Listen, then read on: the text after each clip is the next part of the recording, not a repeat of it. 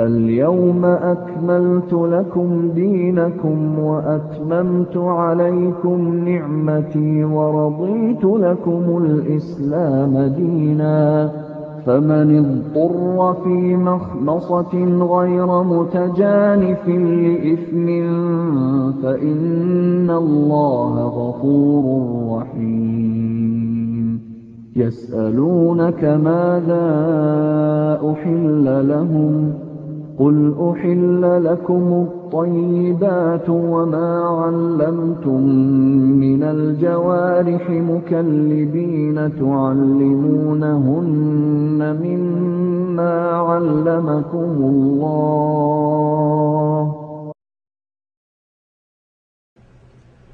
إن الحمد لله نحمده ونستعينه ونستغفره ونعوذ بالله من شرور أنفسنا ومن سيئات أعمالنا من يهده الله فلا مضل له ومن يضلل فلا هادي له أشهد أن لا إله إلا الله وحده لا شريك له وأشهد أن محمدا عبده ورسوله أما بعد فإن خير الحديث كتاب الله وخير الهدي هدي محمد صلى الله عليه وسلم وشر الأمور محدثاتها وكل محدثة بدعة وكل بدعة ضلالة وكل ضلالة في النار أعوذ بالله من الشيطان الرجيم بسم الله الرحمن الرحيم هو سماكم المسلمين من قبل وفي هذا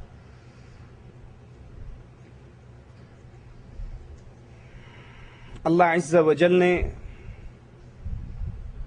اہل ایمان کا نام مسلم رکھا ہے۔ قرآن پاک کے اندر بھی اس دور کے مسلمان بھی اور سابقہ امتوں کے مسلمان بھی مسلم فرما بردار، اللہ کے لیے جھک جانے والا، جو اللہ عز و جل کی توحید کو تسلیم کرے اور اس کے رسول کی رسالت کو مان لے، اپنے سر کو اللہ عز و جل کے لیے جھکا دے، یہ مسلم ہے۔ اور یہی اہل ایمان کا نام مالک عز و جل نے پسند کیا۔ امام احمد اور ترمذی اس حدیث کو روایت کرتے ہیں، رسول اللہ صلی اللہ علیہ وسلم نے فرمایا کہ اللہ عز و جل نے یحییٰ بن زکریا علیہ السلام کو 5 باتوں کا حکم کیا کہ خود بھی ان پر عمل کریں اور بنی اسرائیل کو بھی عمل کرنے کی دعوت دیں۔ حضرت یحییٰ علیہ السلام کی جانب سے اس حکم کی تعمیل میں سستی ہوئی تو عیسیٰ علیہ السلام ان سے کہتے ہیں کہ جن 5 باتوں پر آپ کو عمل کرنے کا حکم اور ان کی دعوت دینے کا حکم دیا گیا، یا تو آپ ان کی دعوت دیں وگرنہ میں بنی اسرائیل کو ان سے آگاہ کرتا ہوں۔ حضرت یحییٰ علیہ السلام نے فرمایا، میرے بھائی اگر اس حکم کی تبلیغ آپ کر لیں گے تو پھر میں ڈرتا ہوں کہیں مجھ پہ اللہ کا عذاب نہ آ جائے یا مجھے زمین میں دھسا نہ دیا جائے۔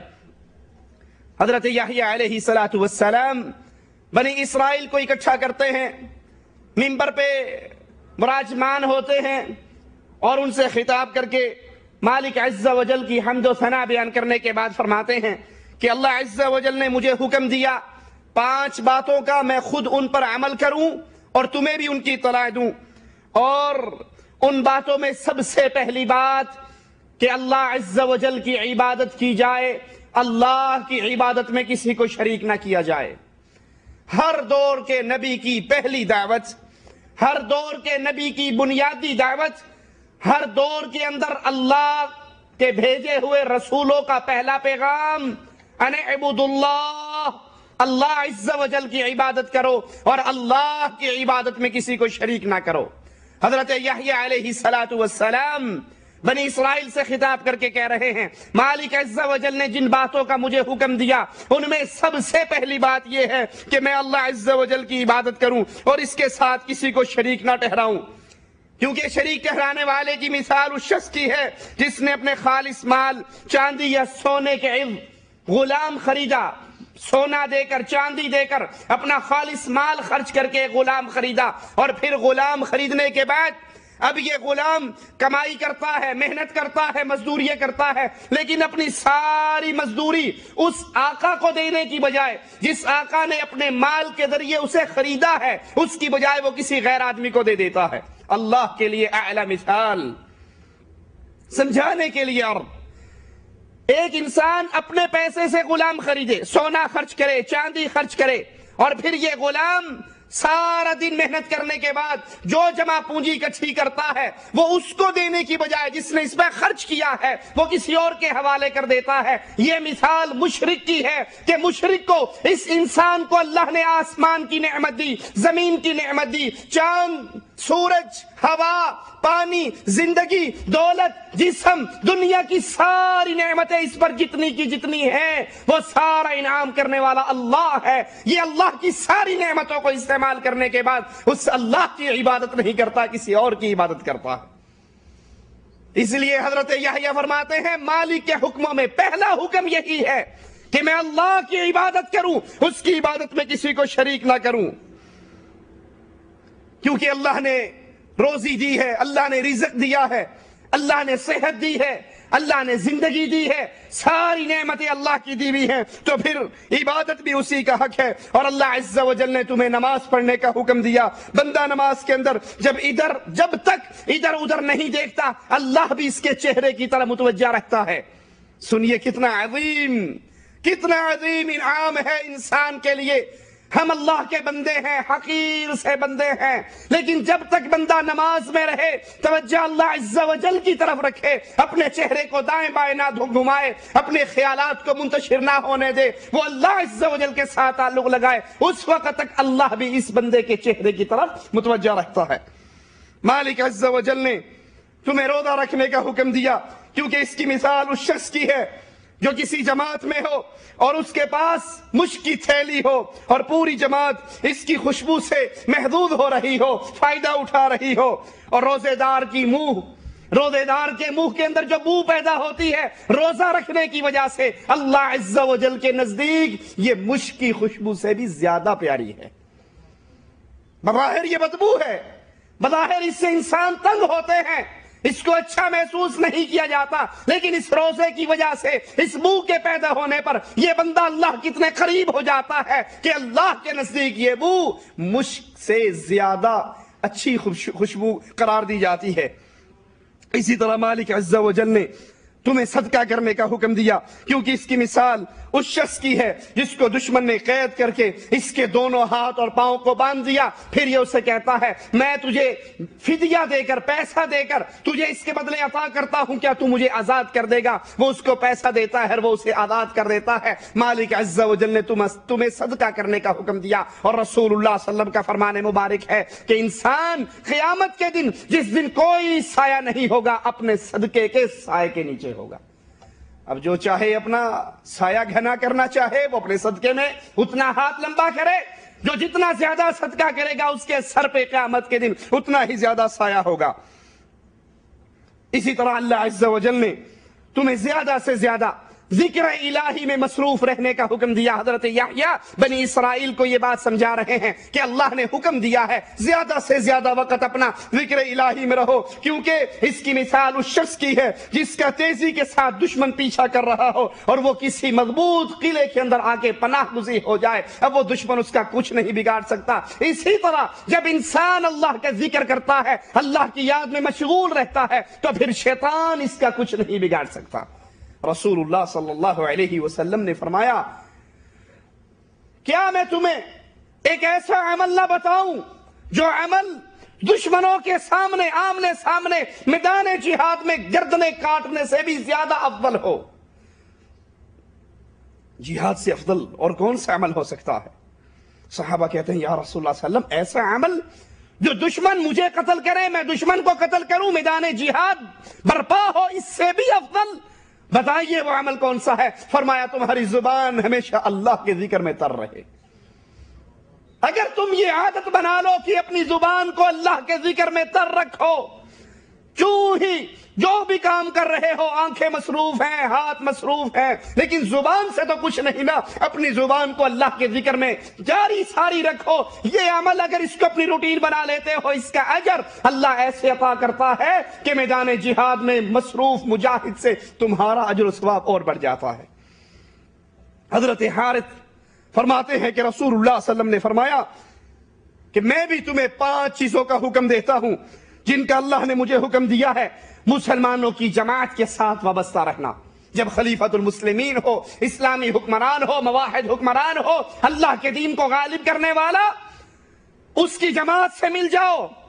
یہاں اس سے مراد اپنی بنائی ہوئی جماعتیں نہیں ہیں کہ یہ فلاں جماعت ہے، یہ فلاں جماعت ہے، یہ فلاں جماعت ہے، اپنے اپنے گروپ بنا کے نہیں۔ اس جماعت سے مراد مسلمانوں کی جماعت، خلیفۃ المسلمین، اسلامی حکمران، جس کے ہاتھ میں امر ہے، جو تمہاری حفاظت کرتا ہے، جس کے ہاتھ میں تم بیعت کرتے ہو، اور اس بیعت کے بدلے میں تمہاری عزت، زندگی، مال کا وہ محافظ بن جاتا ہے۔ تو مسلمانوں کی جماعت سے مل کے رہو، انتشار پیدا نہ کرو، خروج نہ کرو امام پر، بلکہ اپنے امام کے ساتھ جڑ کر رہو۔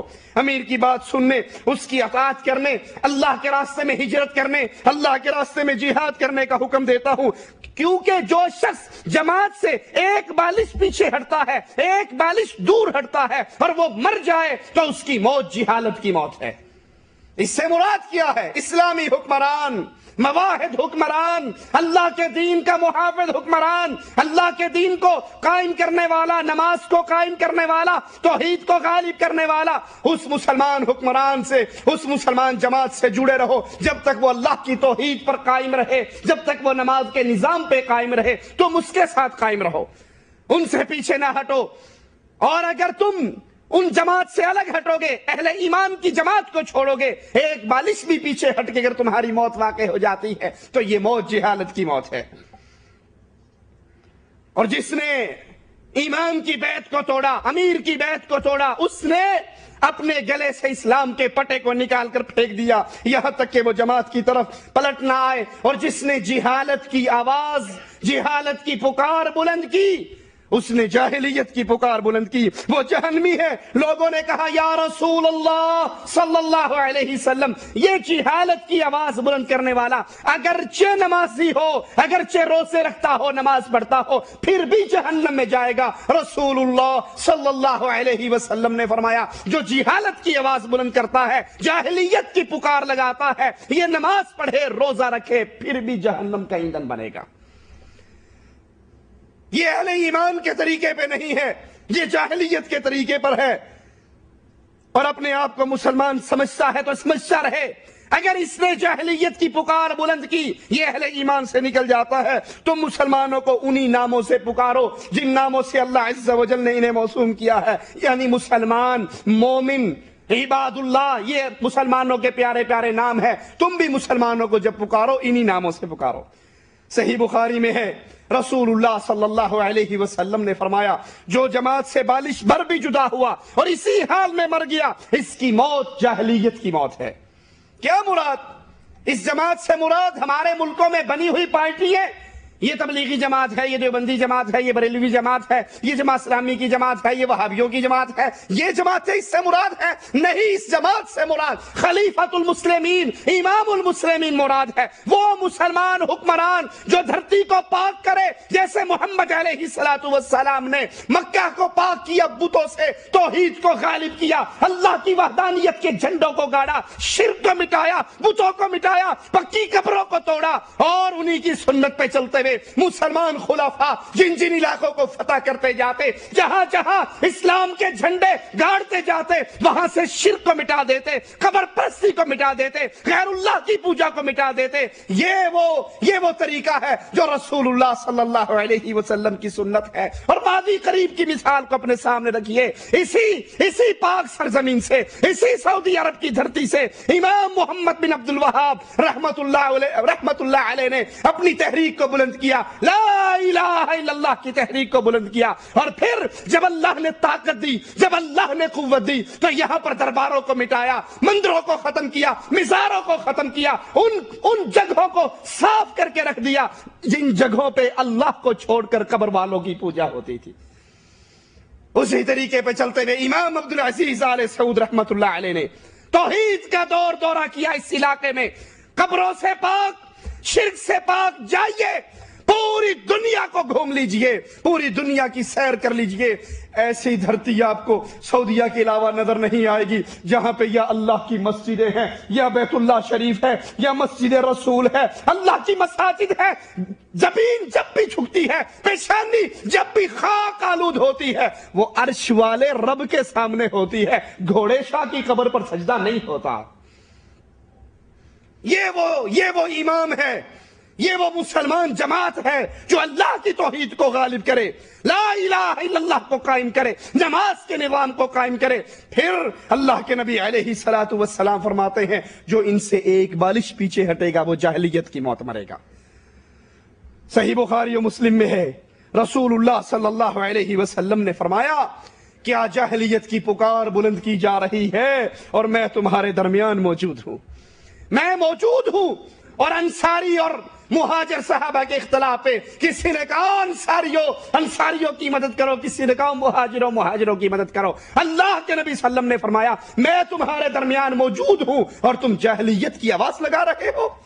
شیخ الاسلام ابن تیمیہ رحمہ اللہ فرماتے ہیں اسلام اور قرآن کے دعوے کے سے خارج ہر چیز آواز لگائی جائے گی تو اسلام کی، آواز لگائی جائے گی تو قرآن کی، پکارا جائے گا تو مسلمانوں کو۔ اگر اس دعوے کے علاوہ کسی اور چیز کی آواز لگائی جائے، وہ نسب اور حسب، قوم اور وطن کی آواز ہو، وہ برادری اسم کی آواز ہو، تو یہ جاہلیت کی پکار ہے۔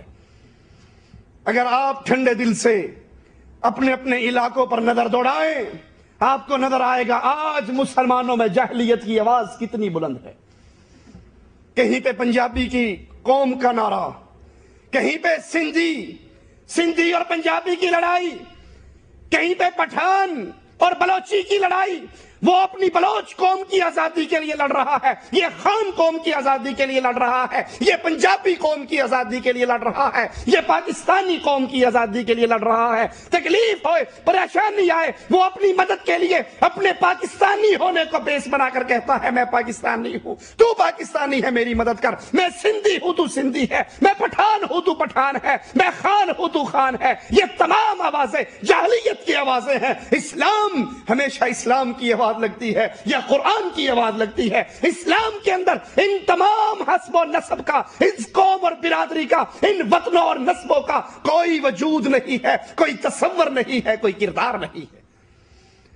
اگر کوئی لا الہ الا اللہ پڑھ لے، وہ حبشہ کا ہو، وہ فارس کا ہو، وہ روم کا ہو، وہ ہند کا ہو، وہ عرب کا ہو، وہ عجم کا ہو، وہ مسلمان قوم میں شامل ہو جاتا ہے۔ اگر وہ کلمہ پڑھنے کے بعد پھر کسی اور وطن کی، کسی اور قوم کی آواز لگاتا ہے تو یہ آواز لگانا جاہلیت کی آواز ہے۔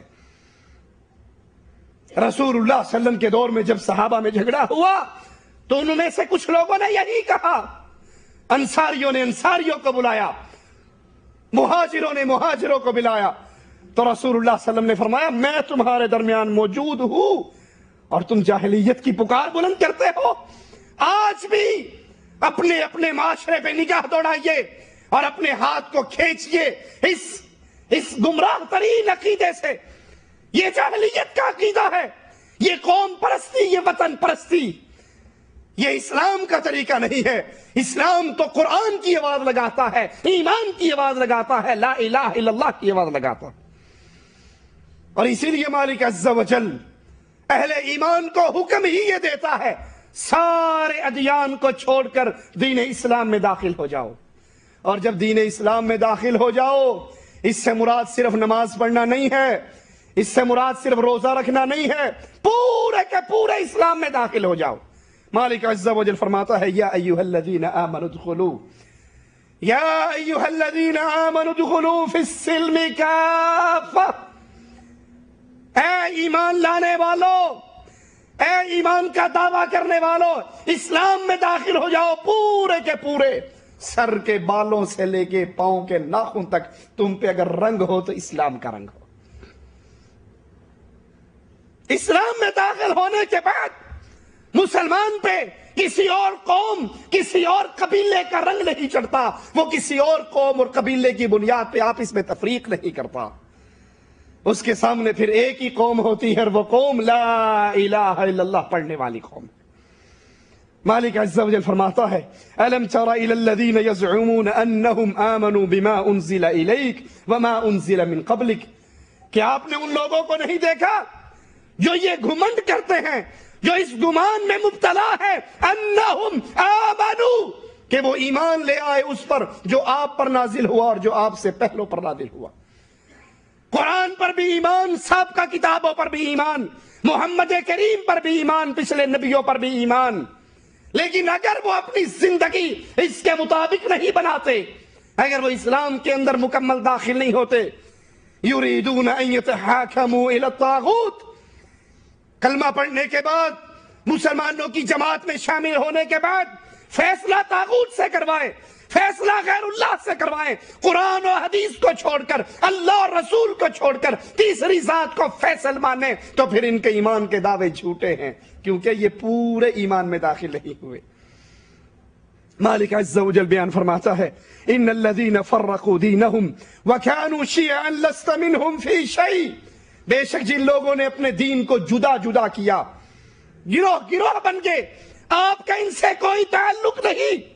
یاد کر لیجئے، جو ایمان لانے کے بعد پھر فرقوں میں داخل ہوتا ہے، پھر قوم میں بناتا ہے، پھر گروپ بناتا ہے، پھر پارٹیاں بناتا ہے، مسلمین کی جماعت کو چھوڑ کے، مسلمانوں کی جماعت کو چھوڑ کے وہ اپنے اپنے راستے، اپنے اپنے گروہ، اپنے اپنے طریقے اختیار کرتا ہے، تو اللہ فرما رہا ہے نبی تو ان میں سے نہیں ہے، یہ تجھ میں سے نہیں۔ جب نبی ان میں سے نہیں، یہ نبی میں سے نہیں، جو اسلام میں داخل ہونے کے بعد، کلمہ پڑھنے کے بعد، اللہ کی توحید کو ماننے کے بعد، رسول اللہ کی رسالت کو ماننے کے بعد پھر گروہ بنائے، پھر پارٹیاں بنائے، پھر اپنی طرف سے کچھ منہج اور مذہب گھڑ کے اس کو اپنے مسلط کر لے، اس کا تعلق مسلمانوں سے نہیں۔ مسلمان اس کو کہا جاتا ہے جو عرش والے اللہ کو مانے، اس کے قرآن پہ ایمان لے کر آئے، رسول اللہ کو مانے، اس کی سنت اور حدیث پہ ایمان لے کر آئے۔ اور جنہوں نے اس کے اندر بھی گروہ بازی کی، جنہوں نے اس کے اندر بھی پارٹی بازی کی، انہوں نے اپنے مفادات پورے کرنے کے لیے، اپنی خواہشات پہ چلنے کے لیے یہ کام کیا، یہ کام مسلمانوں کا کام نہیں ہے۔ ابن عباس رضی اللہ عنہ وارضا قرآن حکیم کی ایک آیت کی تفسیر کرتے ہیں، وہ آیت کیا ہے؟ یوم تبیض وجوہ وتسود وجوہ، کہ قیامت کی وہ گھڑی، قیامت کا وہ دن جس دن کتنے ہی چہرے سیاہ ہوں گے، کتنے ہی چہرے سفید ہوں گے، اس دن چہرے سفید بھی ہوں گے اور سیاہ بھی ہوں گے۔ ابن عباس رضی اللہ عنہ وارضا فرماتے ہیں قرآن کے مفسر جن کے لیے رسول اللہ صلی اللہ علیہ وسلم نے دعا کی کہ اہل سنت والجماعت کے چہرے قیامت کے دن سفید ہوں گے، چمک رہے ہوں گے، اہل بدعت کے چہرے سیاہ ہوں گے۔ اگر آپ یہ چاہیں، یہ دیکھیں اس آیت کی تفسیر میں کہ قیامت کے دن اللہ کہہ رہا ہے کتنے چہرے سفید ہوں گے اور کتنے چہرے سیاہ ہوں گے، وہ سیاہ ہونے والے کون سے ہیں اور سفید کون سے ہیں؟ تو اہل الحدیث کے چہرے، اہل سنت کے چہرے، جنہوں نے ایک ہاتھ میں اللہ کے قرآن کو پکڑا، دوسرے ہاتھ میں فرمان مصطفیٰ کو پکڑا، ان کے چہرے سفید چمکتے ہوئے نورانی چہرے ہوں گے۔ اور جنہوں نے قرآن و حدیث کا نام لینے کے باوجود دین اسلام کے اندر بدعات کے دروازے کھولے، عبادت کے اندر بدعات، عقائد کے اندر بدعات، اعمال کے اندر بدعات، ان کے چہرے قیامت کے دن سیاہ ہوں گے، کیونکہ انہوں نے دین محمد میں اضافہ کیا صلی اللہ علیہ وسلم۔ یہ جرم چھوٹا جرم نہیں ہے۔ اللہ کے لیے اپنے دین کو پڑھیے، سمجھیے، اور پھر اس دین پہ قائم رہیے جس دین پر ہمیں محمد الرسول اللہ چھوڑ کر کے صلی اللہ علیہ وسلم۔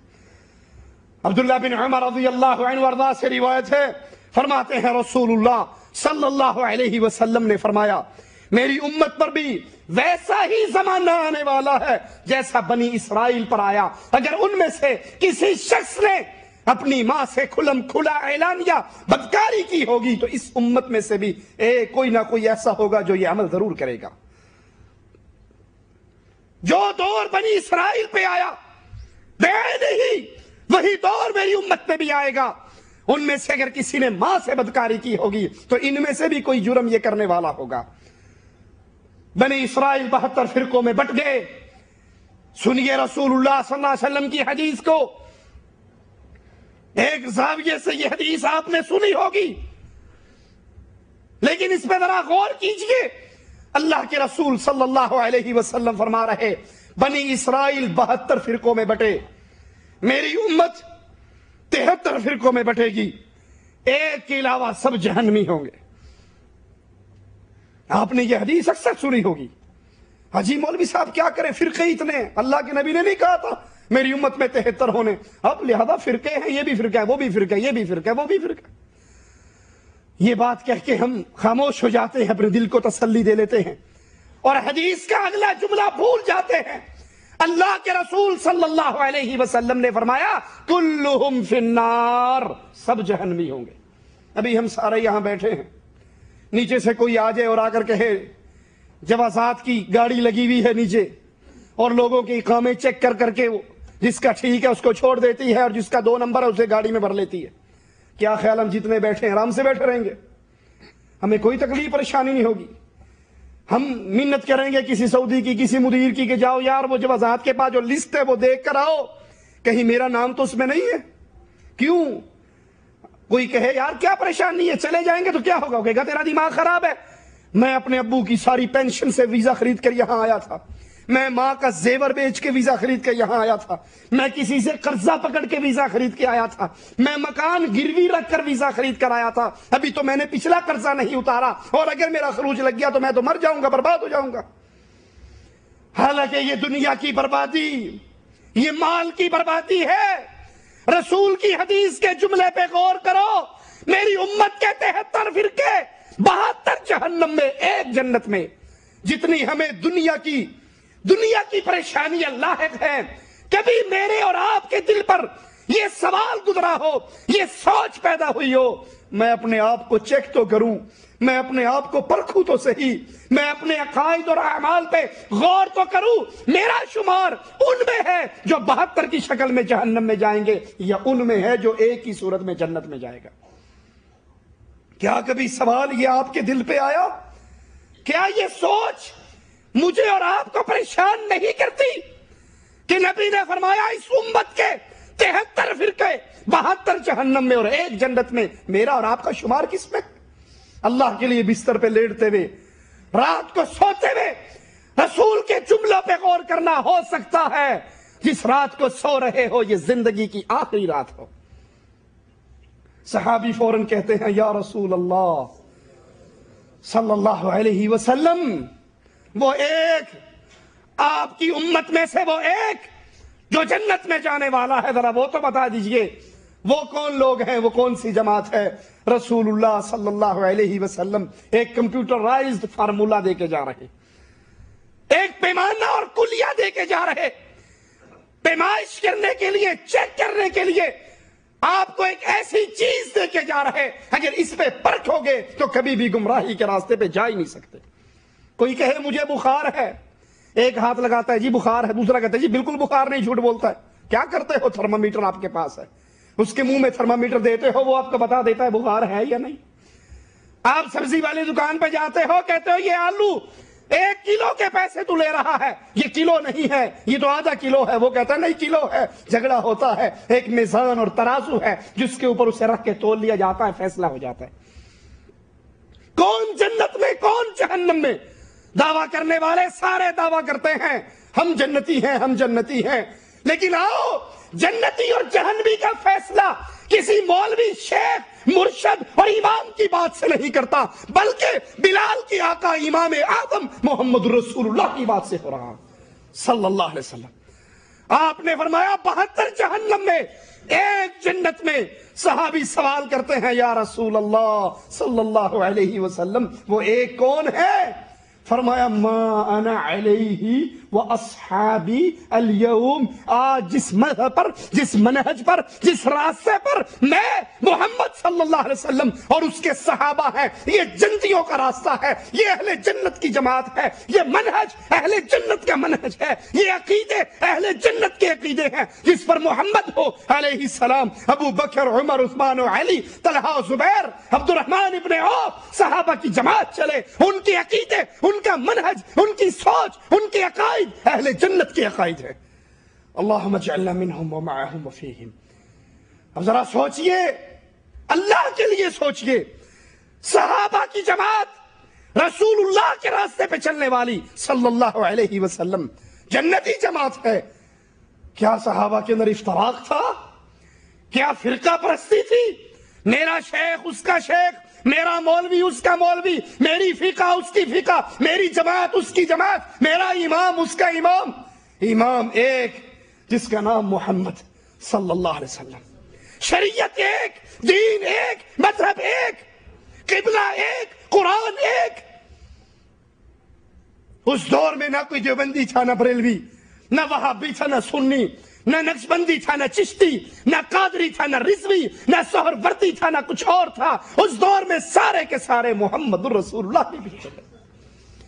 ہم نے اس منہج کو چھوڑ دیا، ہم نے اس راستے کو چھوڑ دیا، اپنے راستے گھڑ لیے، اپنے فرقے، اپنے امام، اپنے شیخ، اپنے مرشد، اپنا مذہب، اپنی کتابیں، اس کو الگ الگ کر کے یہ امت فرقوں میں بٹ گئی، جس امت کے فرقوں کے جہنمی ہونے کی اطلاع محمد الرسول اللہ نے دی صلی اللہ علیہ وسلم۔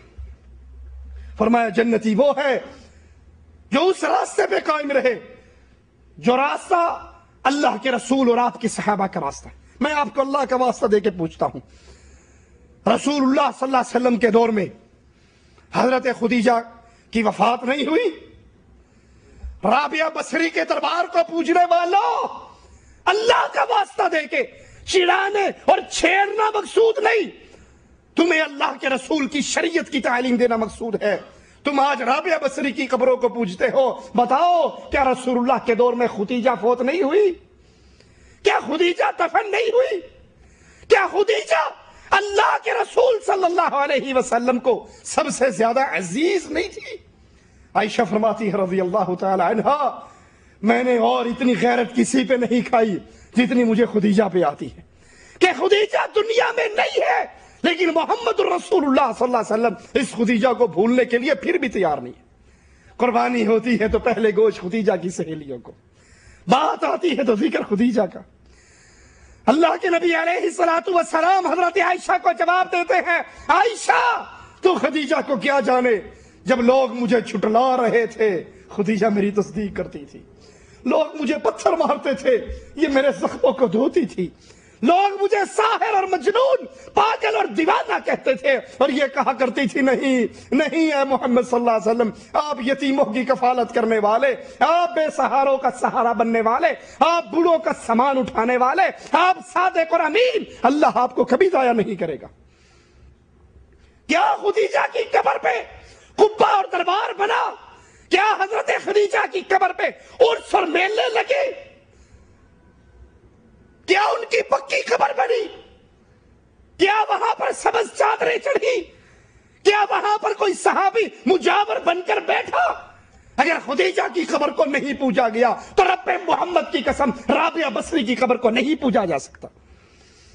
اللہ کے نبی نے فرمایا جنتی وہ جو میرے راستے پر اور میرے صحابہ کے راستے پر، جاؤ رب محمد کی قسم کھا کر اللہ کے فضل سے علی وجہ البصیرہ کہتا ہوں، کائنات کو کھنگال مارو، کائنات کی کتابوں کو چیک کر لو، دنیا کی کوئی کتاب، کوئی ایک روایت، کوئی موضوع حدیث، کوئی من گھڑت پیش نہیں کر سکتی کہ محمد کریم صلی اللہ علیہ وسلم کے دور میں حضرت خدیجہ کی قبر میں میلہ لگا ہو، عرس لگا ہو، بکروں کی نیاز دی ہو، ان کی قبر کو عرق گلاب سے غسل دیا ہو، یا نبی کے بیٹوں کی قبر کو دھویا گیا ہو، یا حضرت حمزہ کی قبر پہ میلے لگے ہو۔ یہ قبر پرستی کی شرک کی بیماری نہ محمد کریم کے دور میں تھی، نہ صحابہ کرام کے دور میں تھی۔ یہ تو بات کی ایجادات ہے، یہ تو یہود و نصارہ کے طریقے پر اس امت کے کچھ لوگ چلے۔ آج بھی اگر جنت میں جانے کی امید رکھتے ہو دل میں تو آؤ رسول اللہ کے دیے ہوئے فارمولے پر آ جاؤ، اور وہ فارمولہ کیا ہے؟ جنتی کون؟ ما انا علیہ واصحابی، جس پہ میں اور میرے صحابہ ہیں۔ کتنے بدنصیب ہیں وہ لوگ جنہوں نے رسول اللہ صلی اللہ علیہ وسلم کو چھوڑا، جو معصوم عن الخطا، جو اللہ کی طرف سے بھیجے ہوئے رسول، جن کی نگرانی، جن کی حفاظت، وما ينطق عن الهوى ان هو الا وحی یوحى، جس کی حفاظت عرش والا کرتا رہا، اس کو چھوڑ کر غیر نبی امتی کی بات کو وہی مقام دے دیا، بلکہ اس سے بڑھ کر مقام دے دیتے ہیں۔ کہتے ہیں جی حدیث تو ٹھیک ہے، ہمیں پتا ہے، ہمارے علم میں ہے یہ حدیث، لیکن حدیث ٹھیک ہے، ہمارے امام کا یہ مذہب نہیں ہے۔ اگر تمہارا امام بلال کا امام نہیں ہے، اگر تمہارا امام عمر کا امام نہیں ہے، ارے مجھے اس سے آگے بڑھنے دو، اگر تمہارا امام بیت المقدس میں آدم سے لے کے ابراہیم، موسیٰ، عیسیٰ سارے انبیاء کا امام نہیں ہے، تو تم اس کو امام پکڑ کے حوض کوثر پر محمد کو کیا منہ دکھاؤ گے صلی اللہ علیہ وسلم؟ آج رسول اللہ کی حدیث کو غیر نبی کی وجہ سے ٹھوکر مارنے والوں، رسول کی حدیث دیکھ کر، سن کر، پڑھ کر، علم حاصل کر کے پھر یہ کہہ کر نہ ماننے والوں، حدیث رسول تو ٹھیک ہے، ہمارے مذہب میں یوں نہیں ہے، اس کے سامنے کیسے کھڑے ہوگے جس نے کہا تھا میں حوض کوثر پہ اپنی امت کا انتظار کروں گا، استقبال کروں گا، میں اپنے ہاتھ سے پانی پلاؤں گا، اور جو ایک مرتبہ محمد کریم کے ہاتھ سے حوض کوثر کا پانی پی لے گا، جنت میں داخل ہوتے تک دوبارہ اس کو پیاس ہی نہیں لگے گی۔ اللہ تجھے تیرے اسماء و صفات کا واسطہ ہے مولا، ان خوش نصیبوں میں ہم گناہگاروں کا نام بھی لکھ دے جو قیامت کے دن تیرے رسول کے ہاتھ سے حوض کوثر کا پانی پیے۔ اور اللہ کی قسم اپنے اس عقیدہ اہل سنت کی وجہ سے بباغ دال کہتا ہوں، قیامت کے دن اگر نبی کے سامنے کہنا پڑا تو کم از کم ہم یہ کہہ سکیں گے اللہ کے رسول صلی اللہ علیہ وسلم انسان ہونے کے ناطے ہم میں غلطیاں، کوتاہیاں اور گناہ تو بہت تھے، لیکن آقا تیری حدیث آنے کے بعد کائنات کو ٹھوکر مار دیا کرتے تھے، اے محمد تیری حدیث کو نہیں چھوڑا کرتے تھے صلی اللہ علیہ وسلم۔ یہ نبوی منہج، یہ محمدی منہج، یہ صحابہ کا راستہ، اگر جنت میں جانا ہے تو اسی راستے پہ چلو۔ رسول اللہ صلی اللہ علیہ وسلم کی حدیث پہ غور کرو جو مسند احمد اور ابو داؤد کے اندر موجود ہے۔ اللہ کے نبی نے فرمایا میری امت میں ایسی قوم ظاہر ہوگی جس کے رگ و ریشے میں خواہشات سرایت کر جائیں گی، جس طرح باولے کتے کے کاٹنے کا زہر اس انسان کے جسم کی رگ رگ میں داخل ہو جاتا ہے، اسی طرح کچھ قومیں ایسی آئیں گی جن کے دلوں کے اندر خواہشات اسی طرح رچ بس جائیں گی۔ خواہشات سامنے ہو، انسان کے سامنے حدیث رسول آئے وہ ماننے کے لیے تیار نہیں ہوتا، خواہشات کی وجہ سے اس کو چھوڑ دیتا ہے، بدعات کے راستے کو اختیار کرتا ہے، گمراہی کے راستے پہ چلتا ہے، اور یہ بدعت کا راستہ یہ ہلاکت کا راستہ ہے۔ اسی لیے رسول اللہ صلی اللہ علیہ وسلم نے فرمایا تھا کل بدعت ضلالہ، ہر دین اسلام میں نئی چیز گمراہی ہے، ہر گمراہی جہنم کے راستے پر لے جانے والی ہے۔ بدعتی سے اللہ عز و جل توبہ کی توفیق کو چھین لیتا ہے اور بدعتی کے کسی عمل کو قبول نہیں کرتا۔ فمن اظلم ممن افترى على الله كذبا ليضل الناس بغیر علم، اس سے بڑا گمراہ، اس سے بڑا ظالم اور کون ہے جو اللہ پر جھوٹ باندھے، جو اللہ پر جھوٹ باندھے اور لوگوں کو بغیر علم کے گمراہ کرے۔ اللہ پہ جھوٹ باندھنے کا مطلب کیا؟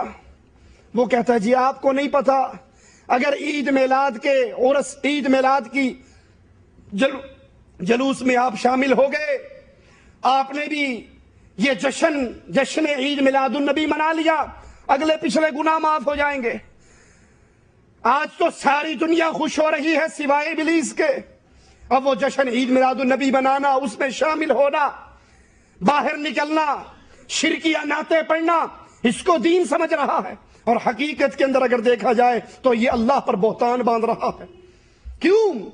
یہ عوام کے سامنے اس عید میلاد کو ایک اسلامی تہوار بنا کر پیش کر رہا ہے، اور عرش والے نے اس کو اسلامی تہوار نہیں بنایا، نہیں اتارا، اور جو اپنی طرف سے بنا کر اللہ کے ذمہ لگاتا ہے، اسلام کے ذمہ لگاتا ہے، دین کے ذمہ لگاتا ہے، قرآن کہتا ہے فمن اظلم ممن افترى على الله كذبا، اس سے بڑا ظالم کون ہے جو اللہ پہ جھوٹ باندھے اور لوگوں کو بغیر علم کے گمراہ کرے۔ اگر یہ عید میلاد النبی، اس کا جشن منانا، اس کا جلوس نکالنا دین ہوتا، اسلام ہوتا، جس چیز کی خبر آج کیو ٹی وی کے مولوی طاہر القادری کو ہو گئی، اس چیز کی خبر اس کو کیوں نہ ہوئی جس نے اپنے کندھے پر محمد کو بٹھایا ہوا صلی اللہ علیہ وسلم۔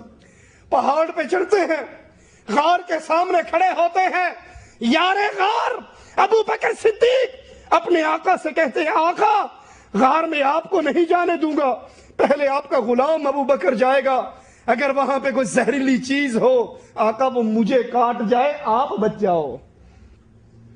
ارے جو اپنے رسول کو کندھے پہ بٹھا کر پہاڑ پہ چڑھا، اس سے پہلے غار میں داخل ہوا، اپنے کپڑوں کو پھاڑ کر غار کے سوراخوں کو بند کیا، اپنے پاؤں کی ایڑی کو ایک سوراخ میں ڈالا، اپنی گود میں محمد کو سلایا، کفار پہنچے، کفار کے قدموں پہ نظر پڑی، آنکھوں سے آنسو جاری ہو گئے، پریشان ہو کر کہنے لگے یا رسول اللہ صلی اللہ علیہ وسلم یہ کفار پہنچ گئے، آقا مجھے اپنی فکر نہیں، مجھے آپ کی فکر ہے، یہ کفار اگر اپنے قدموں پہ نظر دوڑائیں تو یہ ہمیں دیکھ لیں گے۔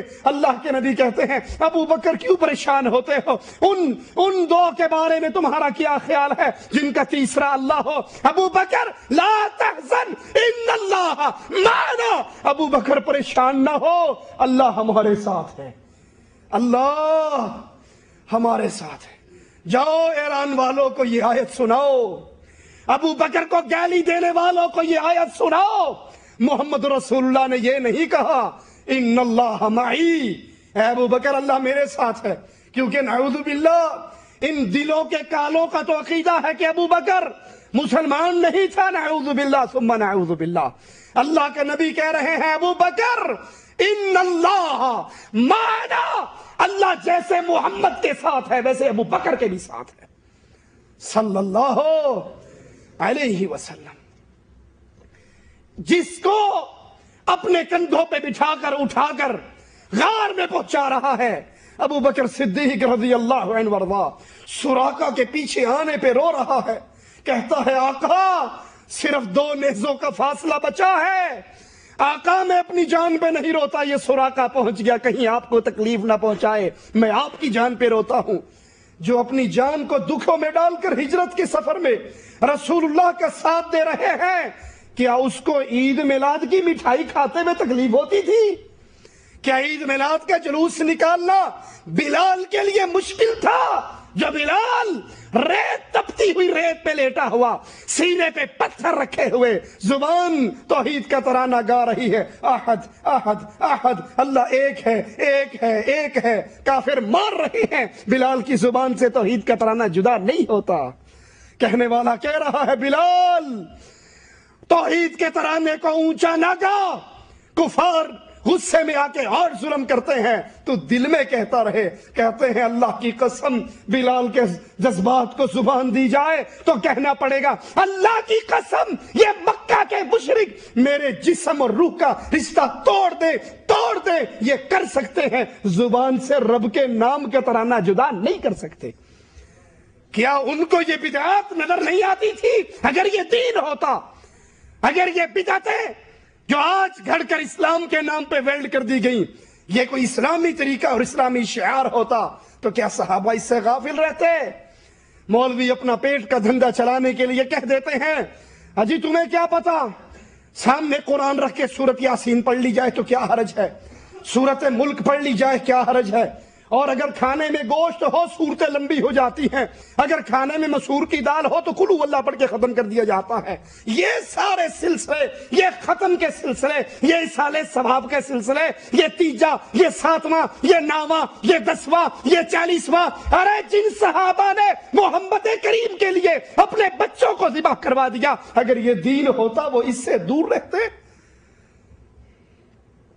یاد کر لیجئے بدعتی سے اللہ عز و جل توبہ کی توفیق چھین لیتا ہے، اور بدعت کی دعوت دینے والا قیامت کے دن کس حال میں اٹھے گا؟ آئیے قرآن سے پوچھتے ہیں لِيَحْمِلُوا أَوْزَارَهُمْ كَامِلَةً يَوْمَ الْقِيَامَةِ وَمِنْ أَوْزَارِ الَّذِينَ يُضِلُّونَهُمْ بِغَيْرِ عِلْمٍ أَلَا سَاءَ مَا يَزِرُونَ۔ قیامت کے دن یہ لوگ آئیں گے، اپنے سارے گناہ تو ان کے سر پہ ہوں گے، ان کے مریدوں کے گناہ، ان کی تقریریں سن کر، کیوں ٹیلی ویژن پر ان کے شرکیہ پروگرام دیکھ کر، یا غوث المدد کے ترانے دیکھ کر، پکارو یا رسول اللہ کی صدائیں سن کے، جو ان کے راستے پہ چلے گا، جو ان کے طریقے پہ چلے گا، جو ان کی بدعات میں شامل ہوگا، ان کا سارا گناہ انہی مولویوں کی سر پہ ہوگا۔ اس لیے یاد کر لیجئے یہ منبر جہاں پہ میں کھڑا ہوں بڑا خطرناک ہے. یہاں کھڑے ہو کر اگر اللہ کی توحید کو اور رسول اللہ کی سچی سنت کو عام کیا جائے تو یہ انسان کو جنت کے بلند مقامات پہ پہنچا دیتا ہے. اور اگر یہاں کھڑے ہو کر حق سے روکا جائے، حق کی دعوت نہ دی جائے، اپنے پیٹ کو پالا جائے، لوگوں کا مال غلط طریقے سے کھایا جائے کہ تیرا ابا فوت ہو گیا ہے، 10 سال اس نے نمازیں نہیں پڑھی، کوئی بات نہیں وہ جہنم میں جل رہا ہے، میں اس کے حصے کی ساری نمازیں پڑھ دوں گا اگر تو مجھے 10,000 روپے دے دے، میں ادا کر دوں گا. پریشان ہونے کی کیا بات ہے؟ وہ غریب آدمی بے علم مزدور جاہل اس کی جیب میں پیسے بھر دیتا ہے اور یہ گھر جا کے اس کے حصے کی ٹھونگے مار کے چلا جاتا ہے اور سمجھتا ہے کہ میں نے ٹھیک کام کیا. تو یاد کرو قرآن کہتا ہے قیامت کے دن جب یہ اٹھے گا اس کے اپنے گناہ اس کے سر پہ ہوں گے ہی ہوں گے، لیکن جو ان کی وجہ سے گمراہ ہوئے ان سارے مریدوں کے گناہ بھی اسی کے سر پہ ہوں گے. یہ خوارج کا راستہ ہے.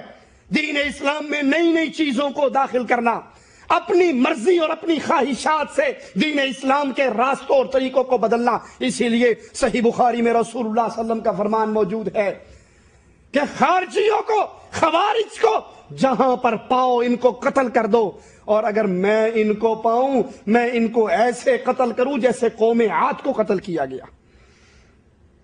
عوف بن مالک سے روایت ہے، وہ فرماتے ہیں میں نے رسول اللہ صلی اللہ علیہ وسلم سے یہ بات سنی. آپ نے فرمایا تمہارے بہترین حکام وہ ہیں جن سے تم محبت کرو اور وہ تم سے محبت کریں، تم ان کے لیے دعا کرو وہ تمہارے لیے دعا کریں، اور تمہارے بدترین حکام وہ ہیں جو تم ان سے دشمنی رکھو اور وہ تم سے دشمنی رکھیں، تم ان پہ لعنتیں کرو اور وہ تم پہ لعنتیں کریں. لوگوں نے عرض کیا اے اللہ کے نبی صلی اللہ علیہ وسلم اس وقت پھر ہم ایسے حکمرانوں سے اپنا ہاتھ کھینچ کے پیچھے نہ ہو جائیں. آپ نے فرمایا نہیں، جب تک وہ تمہارے درمیان نماز قائم کرتے رہیں ان کی تباہ کرتے رہو. اور سن لو جس پہ کوئی حکمران مقرر ہو اور وہ دیکھے کہ حکمران اللہ کی معصیت کے باعث کام کر رہا ہے، وہ اس کے معصیت کو یہ کام دیکھ کر اس کی اطاعت سے ہاتھ نہ کھینچے. کیا مراد؟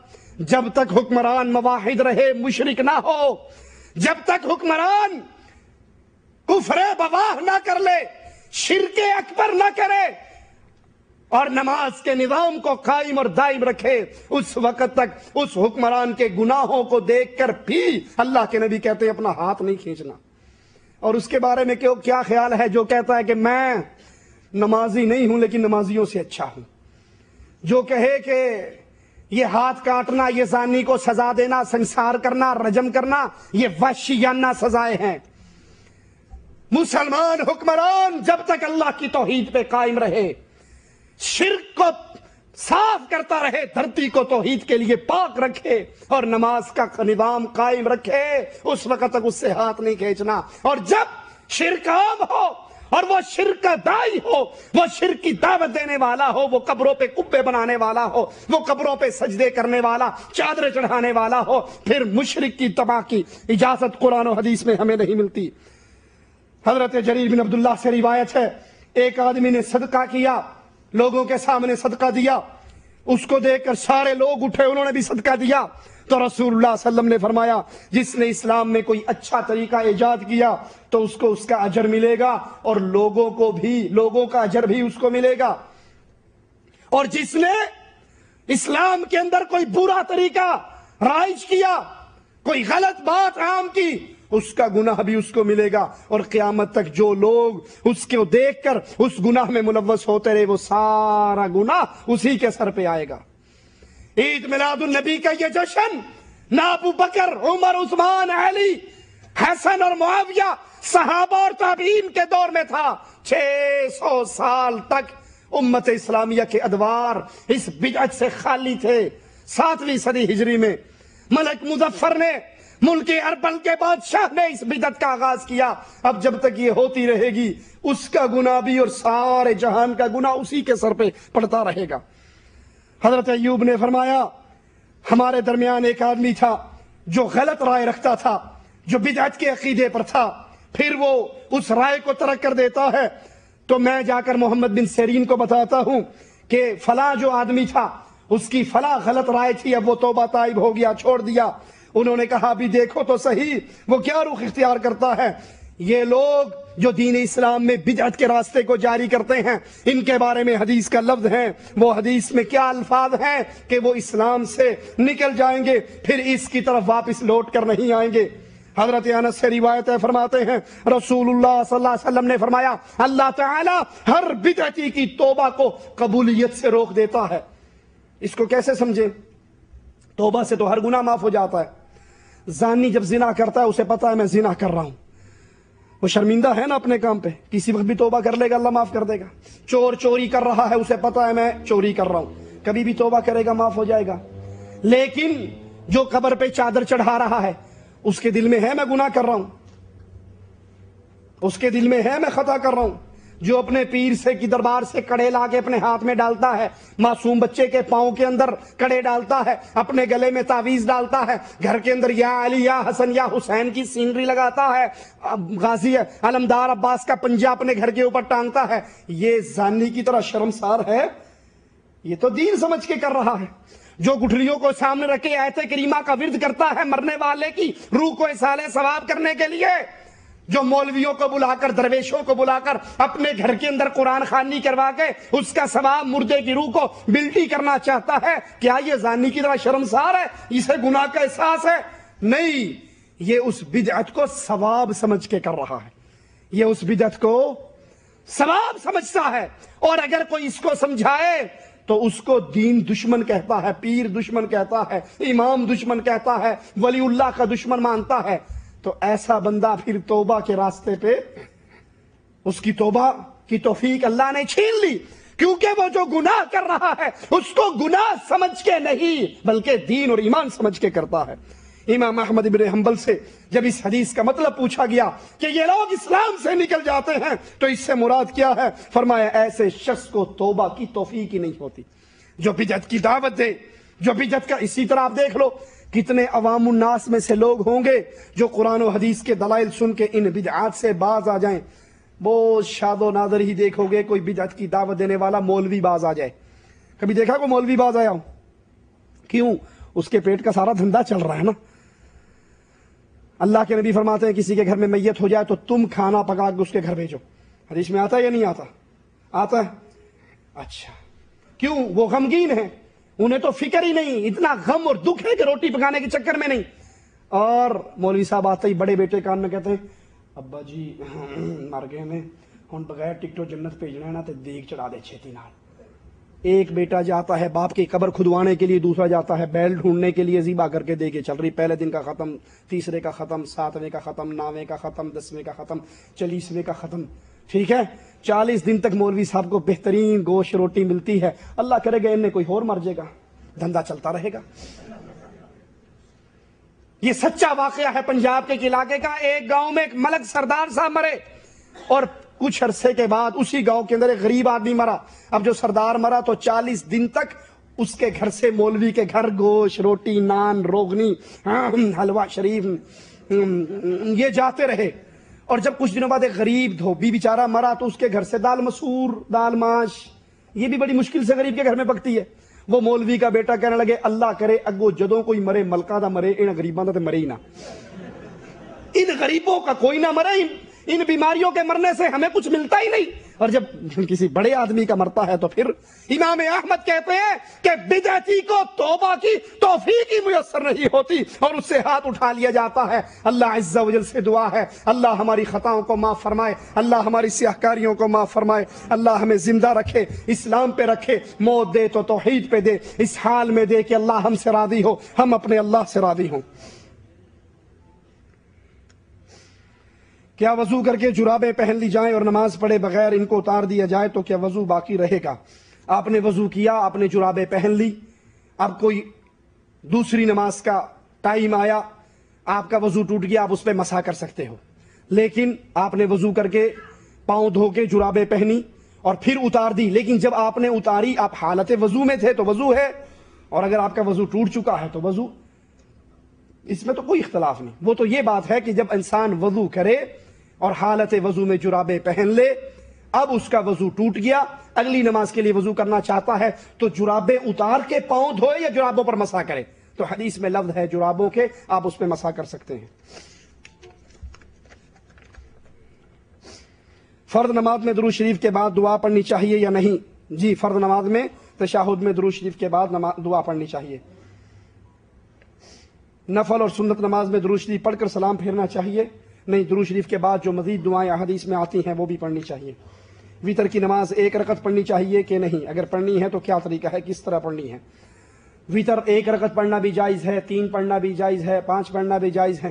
جب 3 پڑھو تو رسول اللہ صلی اللہ علیہ وسلم کی حدیث کو یاد رکھو، آپ نے فرمایا جب انسان 3 رکعت وتر پڑھے تو مغرب کی مشابہت نہ کرے۔ مغرب کی مشابہت سے کیا مراد ہے کہ ہم مغرب میں 2 رکعت پڑھ کے تشہد بیٹھتے ہیں نا، اور پھر تیسری کے لیے کھڑے ہوتے ہیں۔ جب کسی نے 3 وتر اکٹھے پڑھنے ہوں تو وہ آخری تشہد میں بیٹھے گا، درمیان والے تشہد میں۔ یہ حدیث سے ثابت ہے۔ اب ہم کیا کرتے ہیں، حدیث نہیں ماننی نا، امام صاحب نے جو کہا ہے وہ کرنا ہے۔ مولوی صاحب کیا کہتے ہیں کہ جی وہ تشہد میں بیٹھ جانا، لیکن اسے بھی پتا ہے کہ حدیث میں ہے کہ مغرب کی مخالفت کرو۔ وہ کہتا ہے دعائے قنوت پڑھنے سے پہلے ایک دفعہ رفعین کر لیا کرو، تو یہ مغرب کی مخالفت ہو جائے گی۔ میٹھا میٹھا، ہاپ ہاپ، کوڑا کوڑا، تھو تھو، ٹھیک ہے۔ جہاں حدیث رسول ہے وہاں ماننی، جہاں نہیں ہے وہاں ٹوچ لگانا، کیا تمہارا دین ہے؟ اعوذ باللہ۔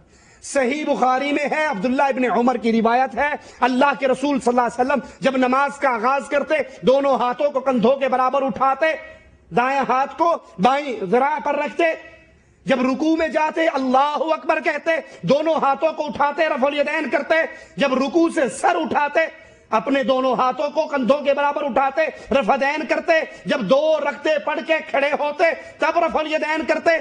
یہ حدیث سے ثابت ہے یا نہیں؟ صحیح بخاری پہ کسی کا اختلاف ہے؟ جب یہ حدیث سناؤ نا کہتے نہیں وہ جڑی رفع الیدین سی نا وہ بغلوں میں بت لے کر آتے تھے، یہ بتوں کو گرانے کے لیے رفع الیدین آئی تھی۔ اعوذ باللہ من الشیطان الرجیم۔ یہ کن پہ تہمت لگا رہے ہو؟ صحابہ پہ، جنہوں نے اپنے کافر باپ کو قتل کرنے کے لیے تلوار نکالی اور قتل کیا، جنہوں نے اپنے کافر بیٹے کو قتل کرنے کا عہد کیا، جنہوں نے رسول کے لیے مائیں بیوی بچے سب کچھ قربان کر دیے۔ کہتے نہیں جی نہیں، آپ نہیں سمجھتے، ہم صحابہ کی بات نہیں کر رہے، ہم کہتے ہیں جو منافقین نماز پڑھنے آتے تھے جماعت کے ساتھ وہ اپنی بغلوں میں بت لے کر آتے تھے، اس لیے رفع الیدین جاری ہوا تاکہ یہ بت گر جائیں۔ اچھا جی، منافقین کہاں تھے؟ مکہ میں کوئی منافق تھے؟ نہیں تھے۔ کہاں تھے؟ مدینہ شریف میں۔ جہاں منافق تھے وہاں بتوں والی پارٹی تھی؟ کوئی تھا وہاں پہ؟ کاواں والی سرکار، کوئی کویں والی سرکار، کوئی لسوڑی شاہ، کوئی پھسوڑی شاہ، کوئی بٹیراں والی سرکار، وہ ایبٹ آباد کے اندر ایک کھوتے شاہ ہے، لاہور کے اندر گھوڑے شاہ ہے، یہ کوئی تھے وہاں پہ؟ ساوی چنڈی والے نہیں تھے۔ جہاں بت تھے وہاں جماعت سے نماز فرض نہیں تھی، اور جہاں جماعت سے نماز فرض ہوئی وہاں پہ بت نہیں تھے۔ یہ ٹکوسلا کس نے جوڑا ہے؟ اچھا وہ منافقین بھی بڑے پاگل تھے جو بغلوں میں لے کے آتے تھے، جیب میں ڈال کے کیوں نہیں لے آتے تھے؟ ہیں؟ اچھا ہم مان لیتے ہیں کہ نہیں یار وہ کچھ بھی ہو بہرحال وہ بت لاتے تھے، آپ کی بات ٹھیک ہے۔ تو یہ جو ہے نا جی، یہ دیکھو، یہ کم از کم اتنا سا بت ہوگا جو بغل میں آ جائے گا، اس سے بڑا تو نہیں آئے گا نا۔ یہ بت آ گیا جی، یہ بغل میں رکھ لیا، نماز پڑھنے کے لیے کھڑے ہوئے۔ ہم جو یہ بتوں والی دلیل دیتے ہیں ان کی رفع الیدین، اور جو حدیث میں ذکر آتا ہے ان کی ہمیں فرق ہے۔ حدیث میں کیا ہے؟ رفع یدیہما حتی حذو منکبہ۔ صحابہ اللہ کے نبی ابن عمر بیان کرتے ہیں اپنے ہاتھوں کو بلند کرتے کہاں تک؟